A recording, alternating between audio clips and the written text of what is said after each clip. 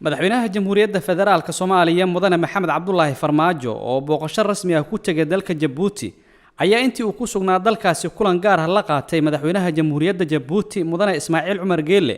kulankaas oo ay uga wada hadleen xoojinta xiriirka walaaltinimo ee labada dal dhaqaalaha labada dal ee Soomaaliya iyo Djibouti amniga iyo siyaasadda ayay labada madaxweyne ku soo hadal qaadeen kulankooda sida uu sheegay wasiirka boostada isgaarsiinta jamhuuriyadda federaalka Soomaaliya mudane Cabdi Canshuur Xasan oo kamid ah wafdiga madaxweynaha ku helinayay booqashada Djibouti shalay galab ayaa waxaan soo gaarnay wafdi oo hogaaminayo madaxweynaha jamhuuriyadda federaalka ee Soomaaliya mudane Maxamed Cabdullaahi Farmaajo taas oo la xiriirka soo jireenka ee walaaltinimo labada dal ka dhaxaysa horey mar dhaweed waxa dalka Soomaaliya ku soo booqday madaxweynaha dalka Djibouti marka waxay ahayd xiriirka soo jireenka bal inaan ka wada hadno si loo sii wanaajin lahaa loo dardargelin lahaa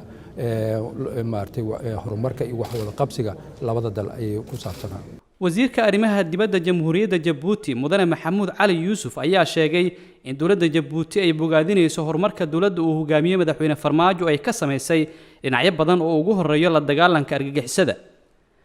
Soomaaliya iyo Djibouti labada walaalo dariso oo iska maarmeen kolka laga hadlayo arrimaha masiiriga waxa kamid ah sidaan sheegay tiirarkiisa waxa weeyaan amniga kolka walaalaheen aad baan horta ugu hambalyeynaa siday maamulka iyo talada ay Soomaaliya u wadaan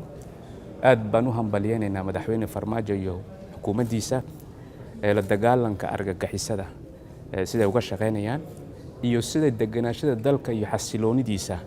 ay maaragtay ay u wadaan ay u xoojinayaan madaxweyne Farmaajo wafdigu hogaaminayo isla maanta ka soo ambaxay dalka Djibouti ayaa dalka dib ugu soo laabtay Djibouti oo ah dal walaal iyo saaxiib dawladaha Soomaaliya waxay kaalin wanaagsan ka soo qaadatay dib u yeelidda dawladnimada Soomaaliya waxaana 25kii bishii Agoosto sanadkii 2000 magaalada Carte ee dalka Djibouti lagu soo dhisay dawladdii ku meel gaarka ahayd xilligaana Soomaaliya waxaa jooga ciidamo ka socda Djibouti oo qayb ka ah AMISOM